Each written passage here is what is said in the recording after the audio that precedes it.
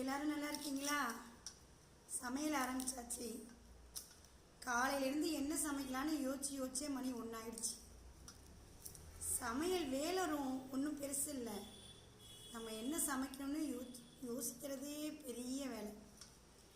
அதை மீறியும் சமைச்சு வச்சோன்னு வச்சுக்கோங்க, ஒருத்தருக்கு ஒவ்வொன்று பிடிக்காது. ஏன்னா ரசமா, என்ன சாம்பாரா அப்படின்னு கேட்பாங்க பசங்க. அப்போ எப்படி இருக்கும் நமக்கு?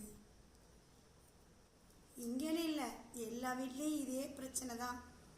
ஆனால் வீட்டுக்கு ஒரு பூனை இருக்கும். ஏன்னா நான்வெஜ் சமைச்சு வைங்க, சத்தமே இல்லாமல் சாப்பிடுவானுங்க.